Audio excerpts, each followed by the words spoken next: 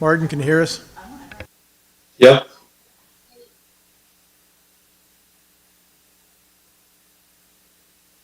Can you guys hear me?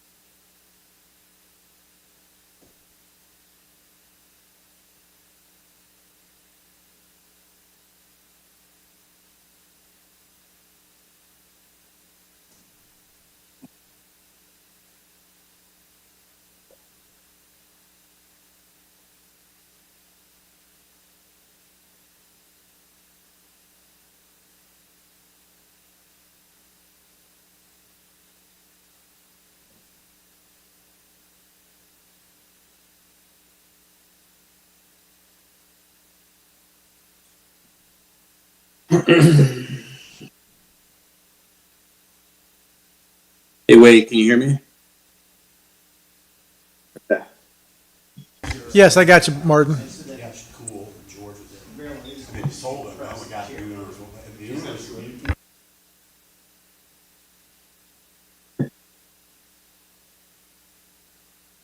Looks awfully empty there for 7 o'clock.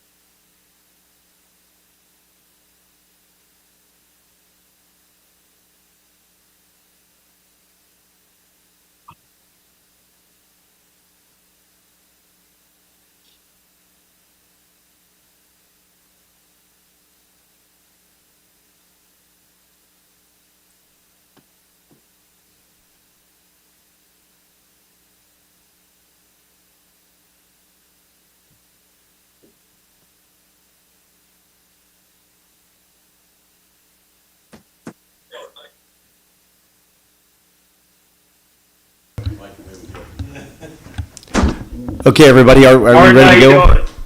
There we Good, how go. you doing? Hey, I'm doing all right. Just listening to them enjoy themselves. Chicken chatter. Thank you for that. Hey, we're supposed to have a good time doing this, right? We don't do it for the pay. Anybody? No? Okay. All right, guys, very good. Thank you again for being here tonight. We've got, before we get started, call the meeting to order.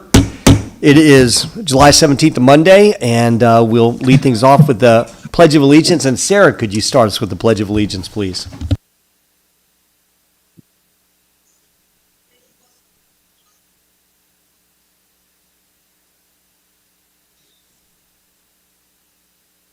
Flag of the United States of America, to the republic for which it stands. One nation. Visible.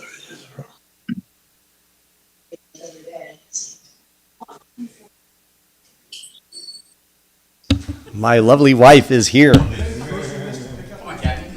And probably leaving. Nope, there she goes. That was a quick appearance. Thank you very much. All right, guys, very good. So we're here tonight. It is Monday, July 17th, and the Town of Poolesville Commissioners are meeting for the only time so far this July. We have here in the meeting room are myself and Sarah. We're joined by Martin and Ed online, and Jeff is out tonight. Town attorney is here online as well. Niles is here in the presence, so is Town Commissioner Wade Yost and Town Engineer John Strong. Thanks to everybody for being here tonight. Appreciate it. We'll try to get through the order of business tonight as reasonably quickly as possible. Ed, are you ready? Do you have a committee report, anything you want to start off with? I'm looking at his picture like I'm staring at him. Ed, can you hear us? Yes, say it one more time. If you want, we can start with your committee report and any announcements you may have. No, our committee hasn't met yet, so I don't have anything to report from the Sustainable Poolsville Committee. So I'm ready to go to the next person. Okay, thank you, Ed. Appreciate the report. Martin, can you talk to us about the Planning Commission? Yeah, yes, sir. We met on July 12th. You guys can hear me, yeah? Okay, so we discussed, as you might expect, the comprehensive plan at length, specifically 3 chapters, Chapter 3, 7, and 10, which are public services and assets, Chapter 3, transportation, Chapter 7, and water resources, Chapter 10. The takeaway from that is the Wade and Niles have gotten a little more involved in a way that they weren't before, kind of trying to make an effort to keep things on track. And it feels like it's going in a better direction now. Not that it was a bad direction before, but it seems a little more expedited now. So thanks to Wade and Niles for that. We have a work session tentatively scheduled for the 26th, although there was some discussion about possibly moving that by a week or so. But obviously I'll let you know at the next meeting what happens there. There was a discussion of the townhomes on the Donegan property, a height variance that we did vote to recommend to, I guess it's the BZA to accept the height variance. And then we discussed at length fishpool impact fees, which you may know is the Willard property next door. They want to see if they can get the impact fees lowered from a standard home fee to something less, because these are going to be very small homes, which are more on along the lines of a townhome in terms of size. I will not spoil Wade's thunder for that discussion. It was a complicated discussion, and then I think what we ultimately came away with, Jay wasn't totally comfortable with, so I think we're going to deviate from that a little bit. But I'll let that. We'll get to that in new business, I guess it is. So that's my report for the Planning Commission for this month. Thank you. Okay, Martin, thanks for that. I appreciate it. Sarah, can you help us out with fair access? Yes. So the bulk of our meeting on last Thursday was talking about Poolesville Day coming up, and specifically the Poolesville Day breakfast, which Fair Access is in charge of. We have saved the dates out, and invitations are going out shortly for all of our county and state representatives. We're really hoping to pull in maybe even governor or lieutenant governor in as well. It is our 5th anniversary, Fair Access 5th anniversary, and so we have some special posters and flyers, fans that we're creating for those.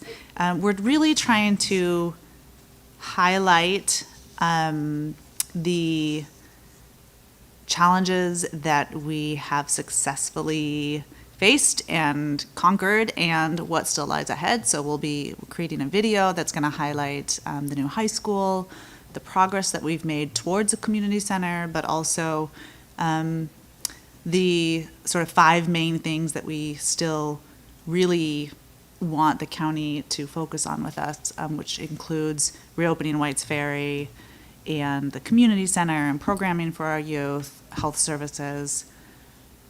Oh, and the last one was our support for our arts programs. So that is what we're doing with Fair Access. I was just going to add to my comments on arts and entertainment. Recently, or at the end of last month, we had the MML conference, which was my first time as a new commissioner going. Loved it, felt like I learned a lot. One of the highlights of that was getting to spend 30 minutes in person with someone from the Arts and Entertainment Committee, which is part of the state's Chamber of Commerce, and getting a better insight into whether or not pursuing becoming an arts and entertainment district for Poolesville would be a good fit for us. So just sharing that that's something that I'm exploring, of setting up some Zoom calls with other areas that are designated right now as arts and entertainment districts, and also inviting anybody from our Chamber of Commerce or from our area who wants to be part of that exploration process to join me in that. So those are my announcements. Awesome. Thanks, Sarah. Appreciate that. Town staff, do you have anything for Parks, Recreation, and Streets? Yes, so there are 2 items on the agenda for this Wednesday. One is on the townhouses that Martin had referenced earlier. The Parks Board has to make a recommendation about the open space for that property. And the other, it deals with Fishpool next door, and they would like to get the street names approved, or a recommendation for approval from the Parks Board. So that issue is also going before the Parks Board. And then related to all of that, as was the discussion here and with the Parks Board about names and street names, we've sent out an email with a little form that people can fill out if they have names that they think are appropriate for consideration by the Parks Board. So that is in an email I sent out, and that's on the website. So those are the 3 things. Great. Okay, thanks, Niles. I appreciate that. So in my commissioner report, as well as any, really I kind of serve on all committees in their own way. I wanted to say first, we lost probably one of the greatest guys in this whole region was Kenny Mallow, who passed away from complications from cancer this past Saturday. And Kenny was absolutely just one of the greatest guys ever. He's built and added on to many houses in Poolesville. He's worked with tons of people. He's one of the few contractors besides Tom Kettler that people never have anything negative to say about him. I don't know how you can be a contractor. It's like saying a real estate agent, as Link reminded me. There's always going to be somebody that has something maybe not so nice to say about him, but not Kenny. Kenny was absolutely one of the greatest guys ever.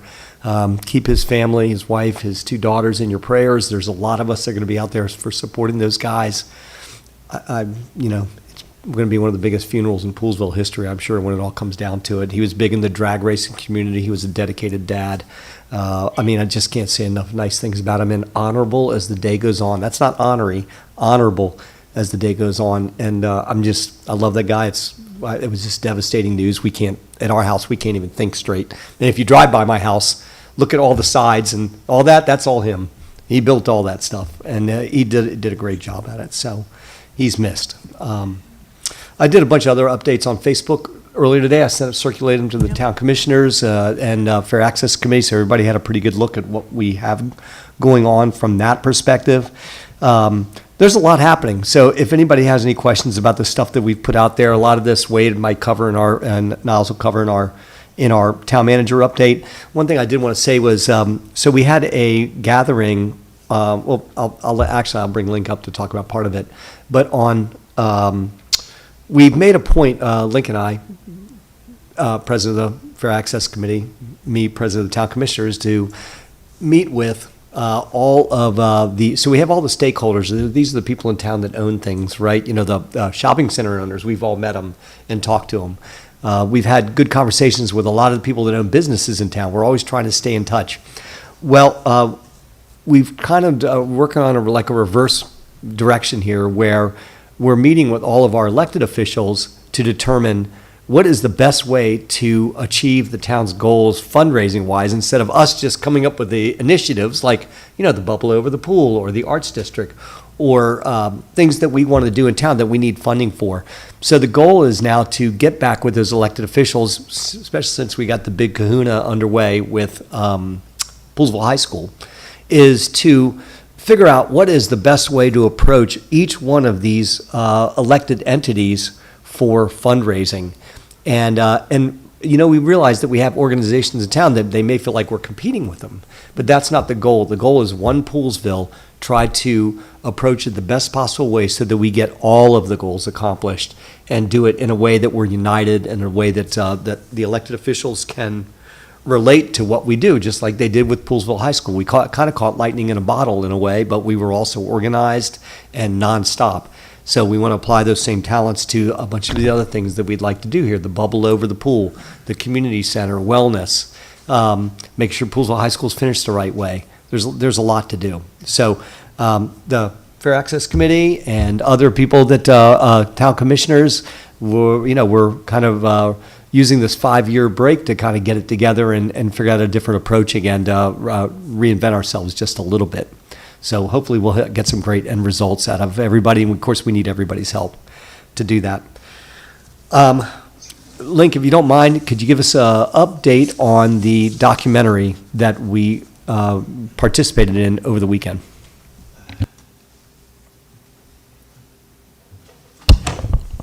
Yes, Link Hoeing with Fair Access Committee. A student at PHS named Joey Gearing several years ago was talking to one of the history teachers at the high school about wanting to do a documentary. He's a film major. And the teacher, Terry, said to him, well, there's a good documentary you should do. It's about the integration of Poolsville High School. And he had no idea about what had happened with the integration at our high school. It's the only high school only school in the county that really had protests and a lot of opposition in the first few days of integration when it happened back in 1956. So he's done an incredible job. He spent 4 years doing a documentary. Still not quite done here. He's got some copyrights to do, but basically it's finished. So we did a pre-launch. We had a bunch of council members. We invited MCPS people. We invited a lot of local folks to sit in and listen to the documentary and also have a dialogue. And we spent an hour and a half really having some really great exchanges. Connie Morella was a former teacher at PHS during that time. She got up and made some great remarks. Skip Etheridge did a great job of talking about the history of the school and why so many of the administration at that time actually left before the integration process started. It was a great exchange, though, all night long, and I thought it really looked, you have a brand new school. We got a chance to take a new school and a new history and take it to the future. So in many ways, it was a very positive event, even though the event itself, obviously, at that time was not. The one observation I'd have that I was a little sad that the main student who was there and was interviewed in the documentary, George Barnes, did not come. I did not talk to him about why, but Skip thinks that it's just so painful after all this time, even though he's done several interviews, he could not bring himself to do it. And when you think about what happened to him, his family was, the yard was trashed and it wasn't just the 10 days that it happened, it went on for months. So I think he kind of lost touch and trust to some extent with the community.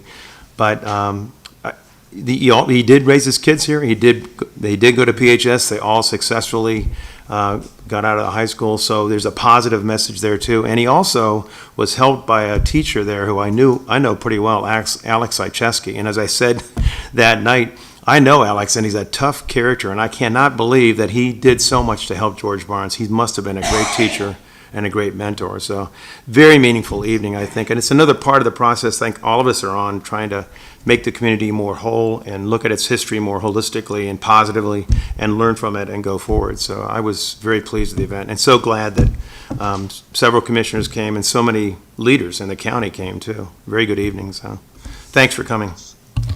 Link, and also too, thanks for arranging for the Methodist Church to host it. It was the right venue, and all the AV worked out great, and good sound system and all that. So it was really a really positive evening. Sarah, did you? Yeah, I was just going to add to everything that Link said. I feel like it is a beginning of a conversation. I feel like it raises awareness on a topic that a lot of people don't know, and there's still a lot of unanswered questions. I would love to help Joey track down. There were a lot of students that he couldn't find or track and find out what happened to them. And what Joey said on Saturday night was, you know, this process of honoring really these very heroic 12, 13, 14-year-old, these young students who did something that was really scary, should have happened years and years and years ago. But it's never too late. And I think it's fantastic that we are doing that now. And with our new high school being built, I think this is the perfect opportunity for us to help spearhead a way to really honor them. Some art installation, something more than just a plaque, but something that is beautiful and meaningful. Yeah, I think it's a special thing that we can be a part of as a town. Yeah, totally agree. And thanks for that. Thanks also to Skip Etheridge. He said he was great during it. And by the way, he said Joey said that we can still call him Joey. It's not Joseph, just because he's created a documentary. But he said he can still be called Joey. So I did ask. I wanted to make sure I had it right. Also, too, then John Woltz. This is still my little bit of time here. John, come on up here. Introduce yourself. Tell us what you're doing real quick, and then you and Link can tell us why you haven't been doing it officially.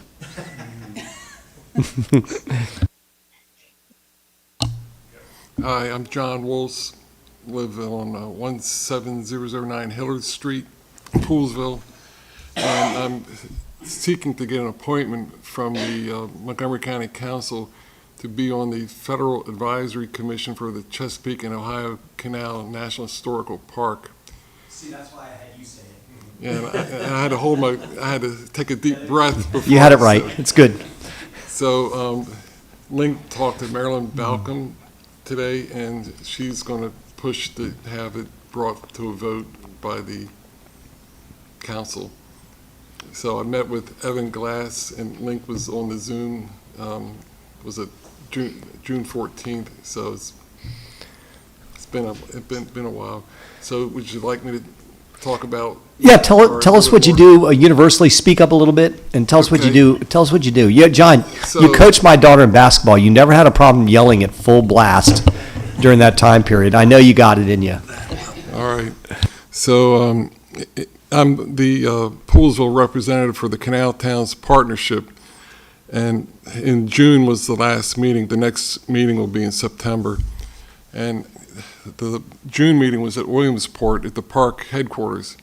And Tina Capetta, the superintendent, she was there, and Ben Helwig, the business manager, and Anthony Bates, who's the liaison with communities, he was there, as well as towns from Poolesville up to Cumberland were at the meetings. And before the meeting, Abby Ricketts, who was the chairperson for the partnership, asked us to send in questions to John Noel, who's the deputy superintendent. He did not attend the meeting. But in the meantime, Tina Capetta answered, or gave her answers to the questions along the way. And she made a long presentation talking about what's happening with the canal from Georgetown up to Cumberland. And when she got to White's Ferry, there's a White's Ferry concept plan that everybody in this room should be aware of, because the park wants to turn the land they own around White's Ferry into a campground And maybe we'll have something where the pavilion is, where maybe that could turn into, we have a museum there, a White's Ferry Museum, historical museum. So the question I had, what's the status of the concept plan? Because it's supposed to be released in the winter of 2023. So Tina said it'll be coming out soon. However, the press release is with park headquarters. They want to review the press release first. So in the meantime, a couple weeks ago, I was talking to a friend of mine who mows the grass down at White's Ferry on track 17-100, which is 16 acres along the riverfront. So the park has track 17-101 that has the cabins. So there are 19 cabins there, and that's where the campground's going to be. So one of the questions I asked Tina was, when are the cabins coming down? And she said, well, we don't have funding for that yet, but I'm trying to get funding, and hopefully the funding will come sooner versus later. So my friend told me that on July 21st, which is Friday, the park, members of the park are going to meet with the Remsburg family down at White's Ferry because they want to buy the 16 acres along the river. So when I was at Williamsport and Tina's talking about, answering my question, she said they had been in conversations with the Remsburgs, but I didn't ask, well, what are you talking to them about? So now I found out secondhand that they want to buy the property, 16 acres. So maybe that's why the concept plan hasn't come out yet. So on another thing I'm working on is with Mike Kiplinger about restoring the Seneca Aqueduct. So, you're bringing up what are things we'd like to get funding for. So I've been working with John Noel, the deputy superintendent, and about doing a historic structure engineering study. And he was telling me that they want to do 10 aqueducts to do a study, but Knight and I are interested, and we have a group also in doing just the Seneca Aqueduct, because the arch collapsed in September 1971. There was a flood, Seneca Creek flooded. So we're waiting to hear back from John Noel to find the current status. So that's... Well, John, you're welcome to come up and give a report anytime. Sarah, go ahead. I was just gonna say, is that 16 acres the side, like on the right side where the pavilion is?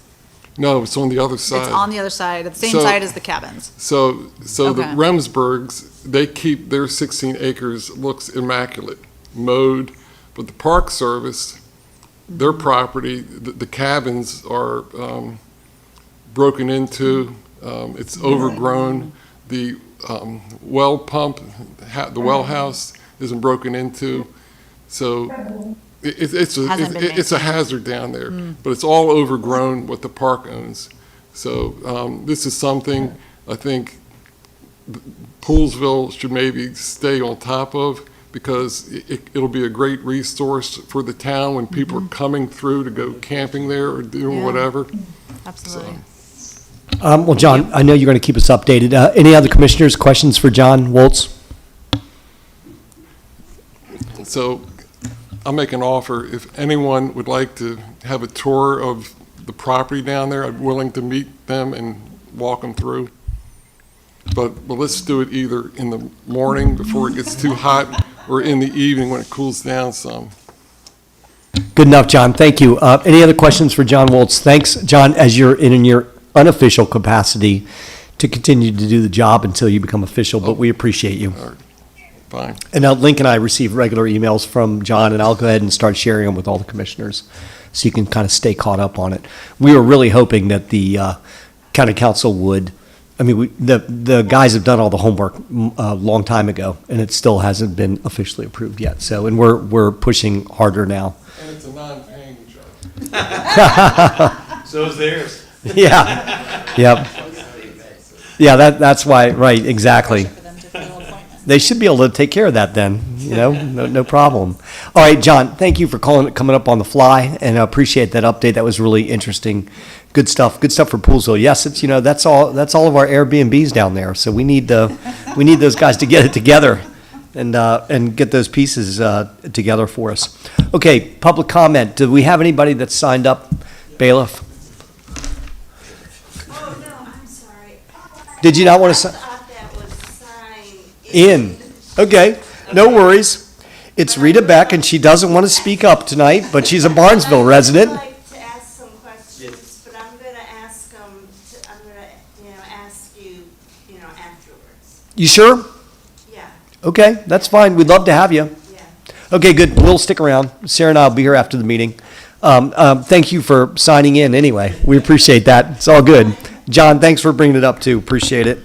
Okay, very good. So if there's no other public comment, there is one, but you're not signed up, man. You should know above anybody else. No, that's okay. Jerry Klobakowski, come on up. Thank you.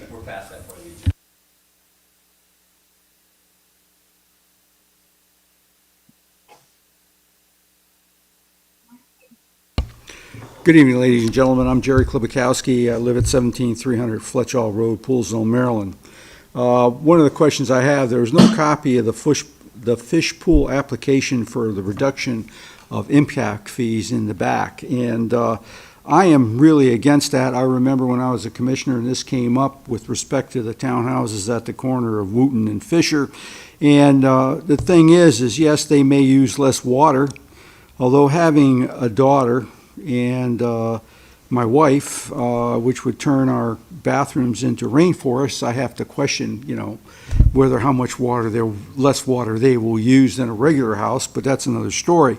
But the thing is the families that occupy or will occupy the homes here to be built on this fish pool property, they're going to use all of the resources that Poolsville has to avail, the streets, the sidewalks, the parks, etc. And so it's like, to say that the other citizens of Poolsville who've moved here before or have paid it, they should have a reduction in the fee, to me, I don't think deserves a reduction in any fee. If it was, they weren't going to use the parks or the dog park or the pickleball or whatever, maybe that's one thing. But you can't count on that, and I would never want to restrict anybody to say you can't use any of our other facilities in town. That's number one, so I'm against any reduction in the impact fees.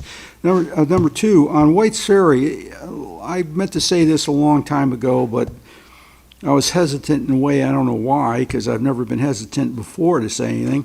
Do we have anybody who goes over with any sort of regularity to the Board of Loudoun County Board of Supervisors just to sit there with a sign, Open White's Ferry? Say nothing else, just every meeting or once a quarter or whatever else to make them understand we're still trying to do it, and they should still pay attention to it. I mean, today I came back from visiting my son down in Virginia, and going up that way, it wasn't bad the time I came, but when you're what do you call it, rush hour, either in the morning or the afternoon, it's a disaster. So anyways, I just recommend that, and I was just wondering if we had anything to do that. And having one other thing is Kenny Mallow. He was really a great guy. He's done work for me. He was very professional. His guys were professional. And I think the town has lost a great asset in his passing, and I'm sorry to hear it. But anyways, so that's my comments. Thank you very much. Have a good evening. And Thanks, Jerry. Did you, I Sarah, think did I you was want to under think about? even, I think I was even under 3 minutes. I was just yeah, I gonna was ask like, Jerry quick. if he was gonna spearhead that volunteer movement of What? signs At the, over in Loudoun at County. the meetings. Are you gonna be Let's over there? see, how many restaurants are there that I haven't visited? I could do that. Yeah, I could do that. Yeah, go for it. I'd be willing to do it. We already have the signs, right? Yeah, right. Signs are made, right. Yeah. I'll take it over there. All right, there you go. That's really? an opposing There you go, president. Jerry. You You have shook your me, first huh? volunteer Thanks, on John. board. Oh, you're gonna go with me? Oh, okay, all right, good. We'll have 2 people on the sign. There you go. All right. I'll make sure you have all the signs you need, guys. That's good. that's our partnership. But anyways. It's a good point, Jerry. We really have not engaged the Loudoun County supervisors to the extent We haven't had engagement. It's been pretty much one-sided, and it never really leads anywhere, but it never would hurt to remind them that, we're here still and we still need the fair to be open. They could help, and they're not.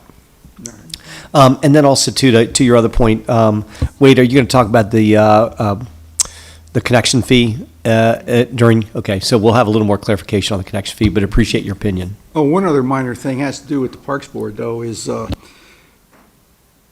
the curbing along Hughes Road next to Helmos 3 was painted yellow at one time so people wouldn't park there. And also there was more than one no parking sign on the Helmos 3 side. Now, a truck went over that and took it out, but that's never been replaced. And I've seen cars park on both sides of the road. So I would assume that we could, replace that sign or more than one and paint the curb again. Yeah, there's no reason. Go ahead. In August, we do our regular painting. I saw it today, too, when I was doing my drive around. I saw it wasn't painted last year. So, no, it will be taken care of. Great. Okay, Jerry, thanks a lot. Anybody else in the audience? Any commentary? Anybody called in? Nope. Okay, very good. Approval of the minutes. I need to have a motion to approve the minutes from June 20th, 2023. Do we have a motion? I motion to approve the minutes from June 20th, 2023. Yes, Sarah makes a motion to approve the minutes from June 20, 2023. Do we have a second? A second. Second from Martin. Any other questions, changes, abbreviations, remarks? None? All those in favor of approving the minutes on June 20, 2023, please say aye. Aye. Aye. Any opposed?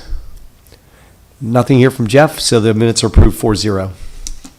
Thank you for that, appreciate it. Old business, we don't have anything on here. Is there something that's cropped up since the agenda was printed? No. Okay. New business, the Brightwell bond reduction request, and I see Tom Kettler is here. I'm not sure who's going to be doing the presentation for that. Oh, it's John stepping up to the microphone. Thanks, John. Keep things moving along.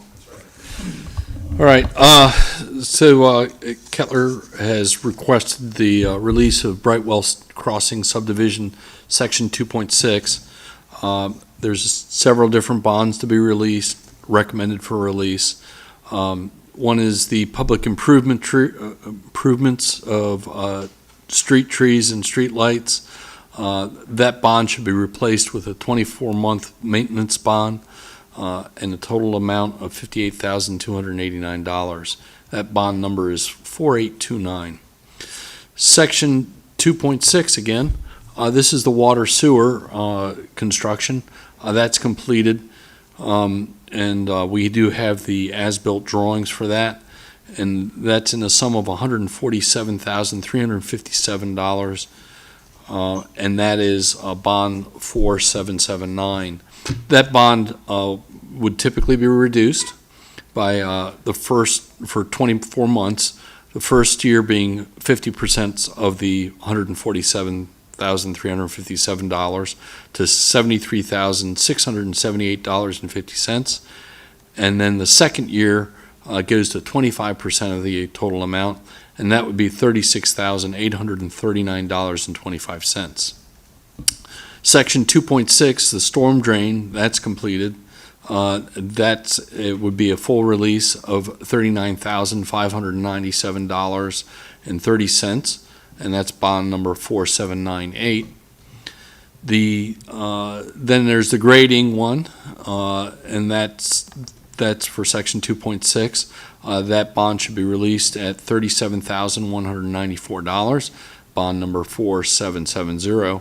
And then the paving section, which they just recently completed, which would be released at $218,036.50. That's bond number 4819. All the work was completed per the plans and specifications, and we do have the as-built drawings. Thank you for that, John. Are there any other bonds associated with Section 2.6, and can we do an approval based on the release of all the bonds that are associated with Section 2.6, or do we have to go through each one? Right, This is a final, correct? Okay, so we can do that.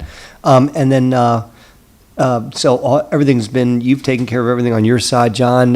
Town staff, you're good with this as well?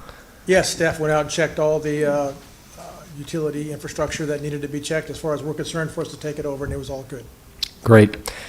Questions from the commissioners? Ed, Martin, anything? Sarah? Nothing for it? Okay, can we get a motion, please? And I think you can just, as again, you can go by section, release of the bonds associated with section 2.6 in the Brightwell Crossing subdivision. Okay, I'll give this a try.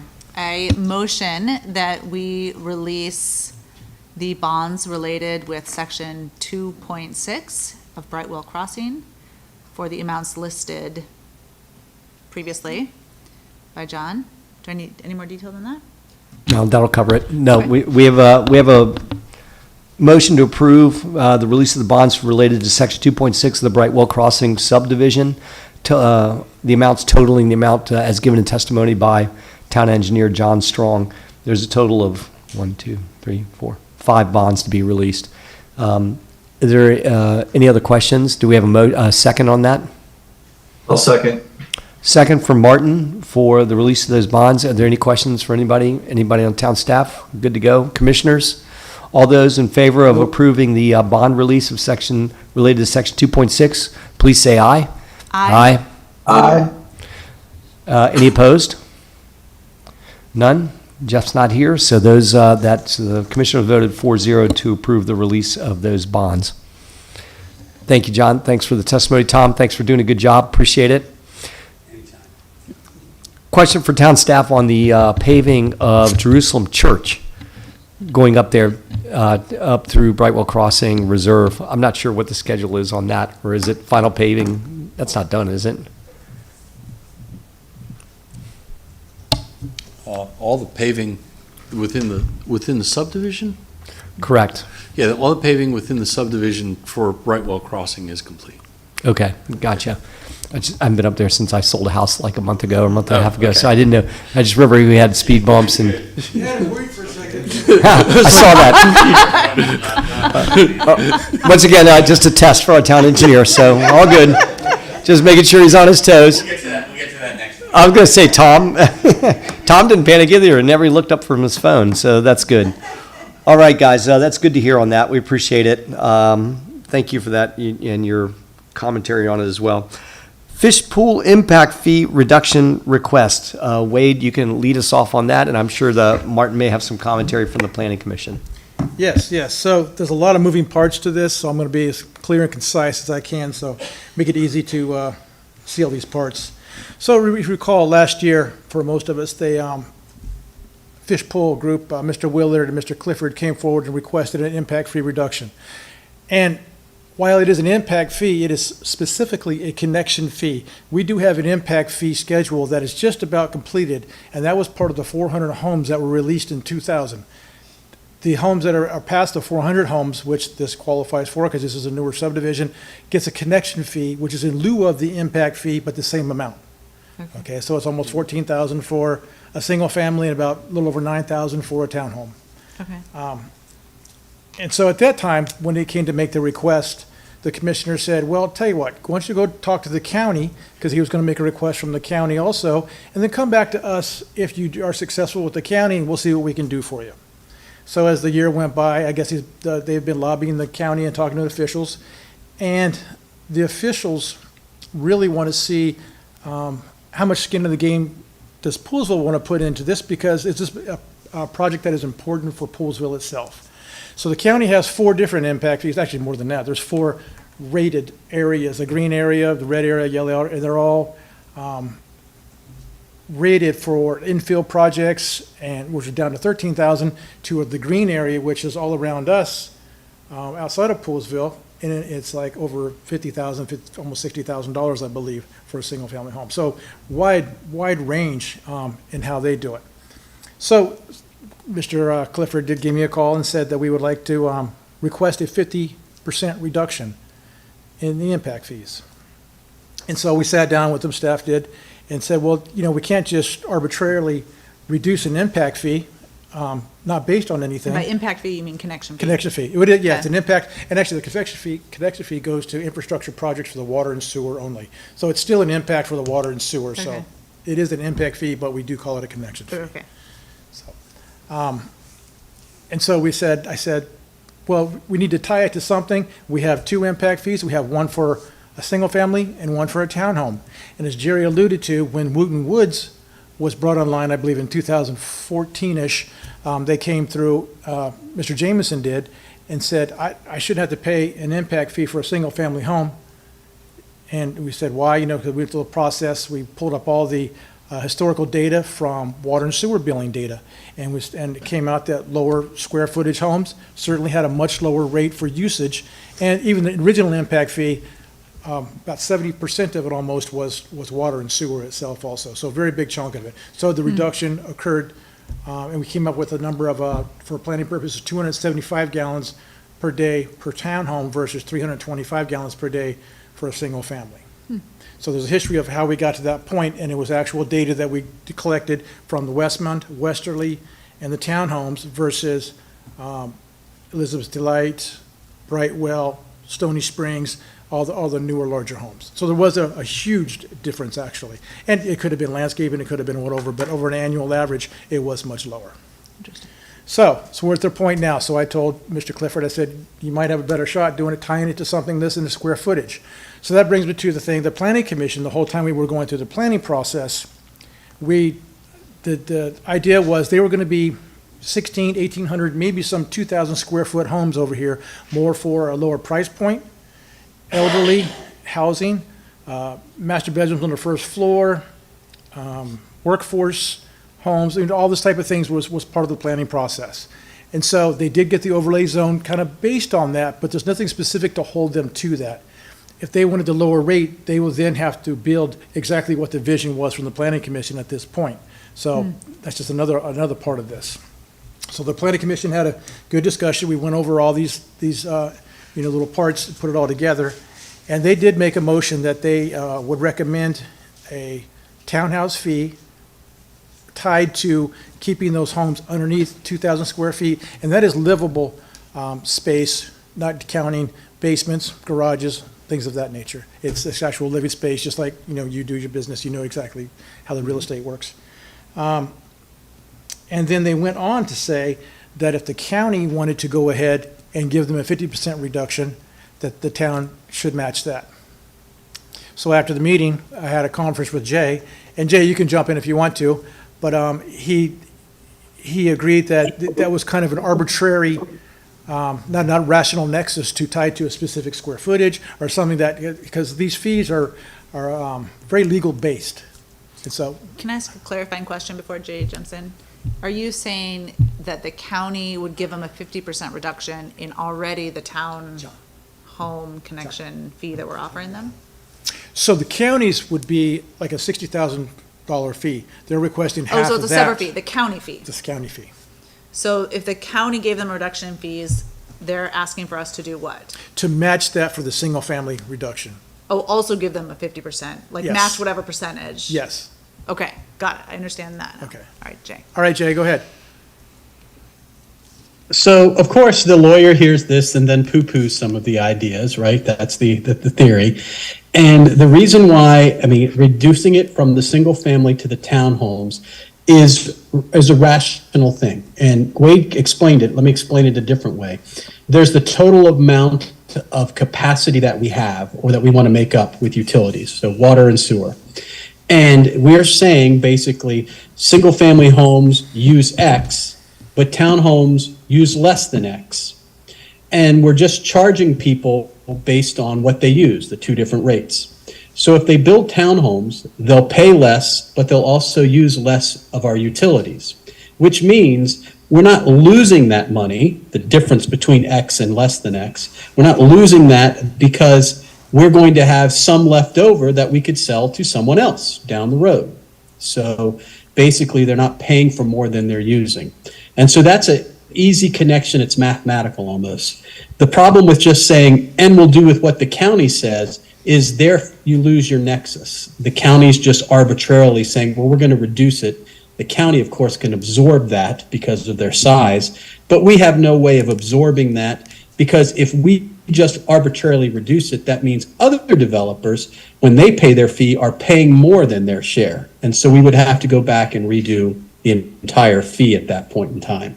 So the easiest way to accomplish what they want and what we want, because we want to guarantee a certain size unit, and that certain size unit will then use or should equate to the use of certain utilities, is to do it the way that Wade outlined. Thank you. Yeah, and can I just add something to that? Yeah, go. The planning commission's thinking was that this project is something that's going to benefit the town. I mean, like, homes that are in theory a little bit more affordable, places where people can age, first floor, master bedroom, just something different that the town, craves and needs. And so, like, we want to try to give, throw them a bone, so to speak, like to incentivize them to keep these homes small, like they've committed to. So that's where the planning commission's thinking was coming. Unfortunately, we couldn't do what the original thing we outlined to do, but I'm totally on board with the townhome fee. I mean, at the end of the day, when you get down to it, it's not a lot of money. I mean, the difference between like charging them for a full home and a townhome. My original suggestion was it's something in between, like to have a third fee of somewhere between townhome and full size home, because I think that's probably what they're going to end up using in water and sewer, which is like Wade alluded to, the lion's share of what this money goes towards. But I think the townhome fee makes sense. Good, thanks, Martin. I appreciate the insight from the directly from the Planning Commission liaison. Yep. It's a nice, between you, Jay, and Wade explanation.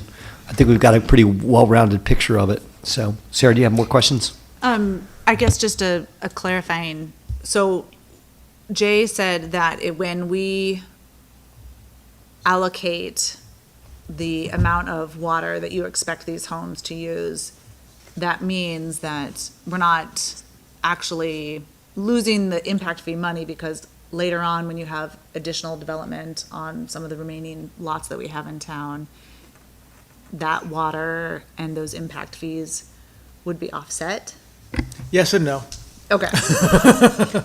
Yes, in theory, if we had a lot more growth to go, but this is going to be one of our last housing developments. There's only one more. There's four developments in the pipeline right now. And, as we're developing the comp plan right now, well, that's it. What we're going to end up doing is the rest of it's going to be for redevelopment of any areas that occur, or special projects, community centers we talked about, or medical clinics, whatever, those type of things. And so we will get it back through those, but not directly through a residence. I don't believe myself. Okay. But it is, Martin, I really love that this gives us an opportunity to help keep the homes the size that we want them to be, because otherwise we, like you said, we don't really have any control over what is built there. Do we have any, we don't have any say in like making sure that a certain number have sort of single level living offer? Because it's just about square footage, right? It's not about design. We really don't. I mean, yeah, we don't exactly. It is design. You're right. You're right. But that is, I talked to Mr. Clifford, who's working with the developer now. They're on the same page with this idea right here, and keeping that lower price point and the smaller homes. We still control the size of the homes only through zoning setbacks that are in place right now. Got it. Okay. So they could go to 2,600 square foot. I don't think they go much bigger than that, Ken. Do you? Right. So it won't be it's not going to be a 3,200, 3,500 no matter what. Right. But keeping it down as small as we can. And with this, in order to qualify for this townhome connection fee, would they have to be under 2,000? We're going to write it up that way. That's what we're proposing, yes, Okay. tie it to that. Yep. Which is the standard size. A lot of the Wooten Woods townhomes are exactly 2,000. That's where that number came from. Excellent. Okay. Those are all my questions. Yeah, and the thinking is, and maybe someone has already said this, I'm having a hard time hearing, but, that if they get this from us, they can go to the county and say, hey, look, please reduce these fees on your level, because, even the commissioners of Poolesville, they gave us a break. They understand that this is not a full-size home, a typical Montgomery County home. This is more akin to a townhome. So it's sort of like they're going to use our example and hope that they get that from them too. And then in terms of size and design, what Wade said, but I think to some extent we're counting on them to keep their word that these homes are all going to be small, and that they're going to, they gave us 4 examples of what the homes are going to look like, and they're super charming, good-looking homes, and so we're hoping that they honor that. And if they do, I mean, this is going to be, I think, a good development and good for Poolsville. Excellent. Excellent. Any other Hey, questions, wait. Ed? Go ahead. Yeah, just, I'm listening and following the discussion, just wanted to be clear, and Wayne, if I heard you right, the way that it will be written, we don't have to worry about a promise, but we could have it, some language that binds them doing what they say they're gonna do in order to have the fee that they're requesting. Correct, exactly. We write in a public improvement agreement, all fees that are based in the town impact, everything's included in the impact fee agreement itself. Okay, and so if they fail to honor that agreement, then, those fees go back to the standard fees? That's exactly correct, and that could happen if, I mean, our reduction is more of a gesture than a real monetary consideration for a developer. I mean, the county's where the the heavy monetary value is, and so that might not happen, Right. and they might build 2,400 square foot homes. So that's a possibility. Well, because if I'm following the conversation correctly, I'll put it a different way. For me to support it, the reason that I would support it is because it creates affordable housing for residents and also for seniors. And so I like what I'm hearing, but I don't want like a bait and switch later on. So there's a way to make sure that it's binding, and maybe Jay can jump in on that, is that we have an agreement, but the agreement's in writing, and if there's failure to follow the agreement, then we have Hey, a Ed. way to collect. Yep. So this is Martin speaking, Ed. I think, and Wade, correct me if I'm wrong, but I think that if we do agree to this, that they would have a 2,000 square foot maximum for their homes in order to get this. Is that right, Wade? That's exactly what we're proposing, yes. Yep. So we would have a way to hold bigger to and hold just them opt for the accountable. larger fee. And And wait, the 2,000 square feet is not arbitrary. That's about the size of our townhome. So like that's that's how we're tying that number. and to answer Ed's question, Wade mentioned the public improvement agreement. It's like a public works agreement, so that's the master agreement, and we haven't gotten there yet. But the language, how this plays out practically is they come in with a permit. Their permit shows the size of the house and the plans. If that gets reviewed and it's more than what we've said are the tolerances, then the public works agreement, public improvement agreement will say, well, then your fee is X, not X minus. So it's definitely something we can easily monitor and easily deal with. Okay, thank you, Jay, Martin. All right, Jim, I don't have any other questions. I'm good to go. Great. Thank you, guys. Martin, Ed, thanks for the reflection on this, Sarah, as well. So what we'll do is you're going to formalize this, and then we'll present this as old business at the next meeting for further discussion and potentially approval. Good for you? Sure. Okay, you were hoping for something tonight? What do you mean by formalize it? Is there actual language that's been created and developed for this that we No, can the put our PIA hand? is not, but I'll do that. Okay. That's fine. Okay, if you could do that, that would be great. Thank you. Appreciate it. Anything else on that? Nope. Okay, good stuff. Good discussion. Thanks, everybody. Town managers report when you're ready. Wade. Okay. Not a lot here tonight, but I wanted to bring up the temporary cell tower at the water tank site. There's been some questions about it. So it is just a temporary cell tower that is set up to remove the existing arrays off of the water tower so we can facilitate the painting. So it's going to probably be up for a couple months, and then it goes away once our tank is painted and they go back on there. Road paving, as John said, or actually, not John, road paving that our project we did this year, all kinds of different courts and different things, Hughes Road and all that, has been completed. There's a few patches they still have left to do, but the overall paving itself has been completed. Wastewater treatment plant is moving forward as scheduled. The big basin that holds the main effluent coming out is just about complete. The second one is just as much rebar as the first one, and you saw it, it's crazy. That's going to house the denitrification filters. Can we wait till the price of metal goes down? No, it's too late. It's amazing. It's like it's walls of Tractor trailer of just rebar. rebar. It's Yeah. crazy, yeah. PFAS Testing is continuing. We're waiting for the state to approve the final plans to go ahead and just put it online, but everything's moving smooth with that. Let's see, July 26th, we have a Wellness Wednesday. It's going to be a blood drive at the Baptist Church from 10 a.m. till 4 p.m. That's Monocacy Lions Club. July 28th, the event is Frozenville. There's going to be ice skating rink, bounce houses, concerts, wine garden, food trucks, and the movie Frozen 2. And then the camp. So we have about 130 campers registered right now. So it's down about 30 campers from last year. But everything's going well there. We had council member Lorianne Sales come and visit the camp. That was nice. And of course, Jim's been there. And he doesn't bring my daughter every bring morning. town hall staff Chick-fil-A. But I only had one resident complain that I didn't use a local business for the food. So I'll do that for you guys. Is there anything you're not sick of yet? I mean, it's all great food, but I'll ask ahead of time. You're like, no, Chick-fil-A is just fine, but you don't want to say it with the microphones on? Okay. That's it. That's all I have. Okay. Good. Niles, anything from your Yeah, I have side, a buddy? question for Wade.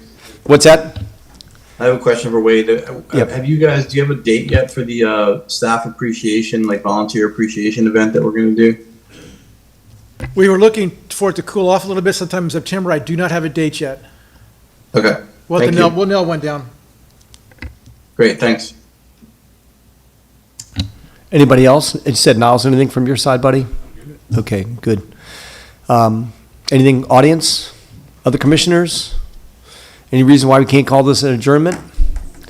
Is it 8 o'clock yet?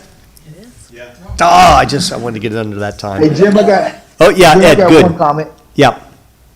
Hey, I just wanted to take a minute to say thank you to the commissioners and the town for the plant and cards that were sent to me, and those who reached out for the passing of my father. So I just want to say thank you. That's nice, you Ed. We feel bad for you, buddy, and hang in there. And we're there for you if you need us. Yeah, a great place to be. Thank you very much. Yeah, you got it. Okay, guys. Unless we have anything else, can we get a motion for adjournment? I make a motion, we adjourn. A second? Motion from Martin, second from Sarah. Any other questions? All in favor of adjournment, please say aye. Aye. Aye. Aye. Opposed? None? Jeff? Nothing? Okay. That's it. We are officially adjourned. Thanks, everybody.